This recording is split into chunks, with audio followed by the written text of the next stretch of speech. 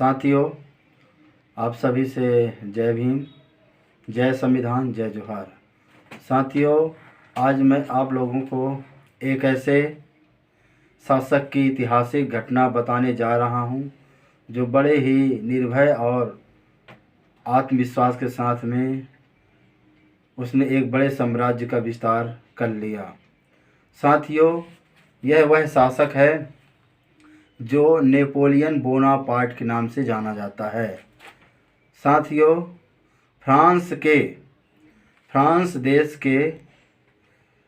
समीप ही कर्सिका नामक गांव है। कर्सिका नाम एक छोटा सा गांव है जहां पर नेपोलियन बोनापार्ट का जन्म हुआ था।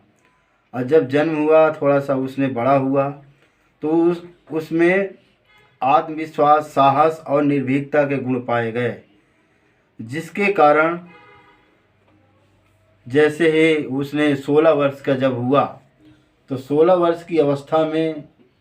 उसके जो पिताजी थे, जब उसके इस तरह गुणों को देखे कि यह बड़े ही निर्भीक है और निडर एवं आत्मविश्वास, और इस तरह गुणों को देखते हुए पिता ने मरते समय जो अपने परिवार की जो जवाबदारी थी बड़े लड़के को नहीं दिए और नेपोलियन बोनापार्ट को घर की सारी जवाबदारी जिम्मेदारी सौंपी गई। और जब जिम्मेदारी सौंपी गई, पिताजी की मृत्यु हो गई, तो नेपोलियन बोनापार्ट ने वहीं से ही अपने आप में उसको एक शिक्षा के रूप में ग्रहण किया और उन्हें उनकी शिक्षा वहीं से प्रारंभ हो गई कि मुझे इतनी बड़ी जवाबदारी मिली है। और उन्होंने बड़े जिम्मेदारी, आत्मविश्वास के साथ उस जिम्मेदारी को निभाते हुए सभी बाधाओं को पार करते हुए जब फ्रांस में क्रांतियां चल रही थी तो वह जो है फ्रांस की क्रांति में कूद पड़ा। और जब जैसे ही फ्रांस की क्रांति में उसने कूदा तो उसके विलक्षण विचारों को और विलक्षण तीव्र बुद्धि को देखते हुए काफ़ी लोग उससे, वहाँ के लोग जुड़ गए और उसने ही पूरे फ्रांस में जो है एक फ्रांस का सबसे बड़ा सत्ताधारी शासक बन गया। और जब यह सत्ताधारी शासक बन गया,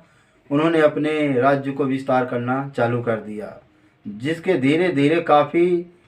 फ्रांस के काफ़ी क्षेत्रों में उसका दबदबा चलने लगा। उसके क्षेत्र की शासन सत्ता फैल गई और उसमें कमी ये थी कि उसके जो सेना नायक थे, जो सैनिक थे, योग्य नहीं थे और जिम्मेदारी वाले सैनिक, उसको वफादारी सैनिक नहीं मिले, जिसके कारण उसकी विजय पताका अस्थिर हो गई।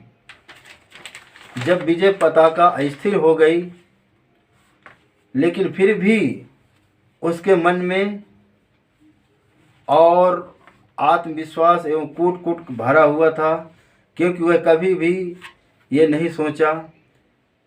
कि वह अपने आप पर इतना विश्वास करता था कि मैं एक बहादुर हूँ, और बहादुर के साथ साथ उसमें आत्मविश्वास की मतलब कूट भरी थी, जिसके कारण उसकी बहादुरी के उसके जो लोग थे उसकी बहादुरी को कद्र करते थे और उसको एक बहादुर शासक के रूप में मानते थे। और जब वह अपने काम को कभी भी असंभव नहीं माना और अपने काम को संभव ही करके उसने बताया है। इसके बाद में मिस्र विजय प्राप्त करके जब उसने वापस आ रहा था अपनी छोटी सी नौका के साथ में, तो जैसे ही उसने आ रहा था तो भूमध्य सागर में अंग्रेजी सेना ने चारों तरफ उसको रोकने के लिए लगी थी, उसको पकड़ने के लिए, उसको रोकने के लिए लगी थी। लेकिन फिर भी उसने बड़े ही चतुराई से, बड़े ही होशियार से अपनी छोटी नौका से अपने राज्य आ गया।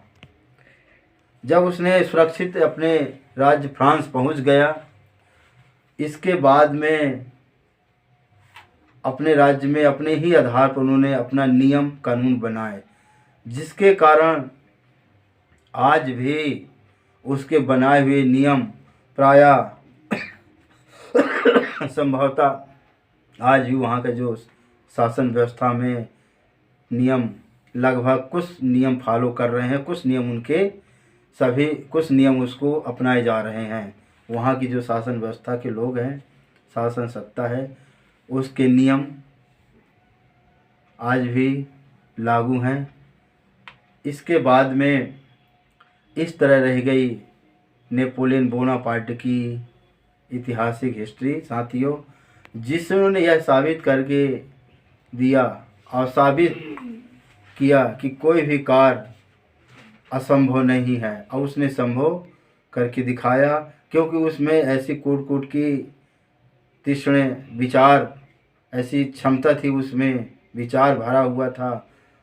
और उसने एक जिम्मेदारी को ही अपना मुख्य उद्देश्य बनाया, मुख्य टारगेट बनाया कि किसी भी कठिनाइयों को, चाहे कोई भी कठिनाइयाँ हों, बड़े ही कठिनाइयों को मुकाबला करते हुए अपने काम को सफलपूर्वक अंजाम तक पहुंचना, ये उसमें विशेष गुण थे। साथियों, धन्यवाद यह वीडियो देखने के लिए।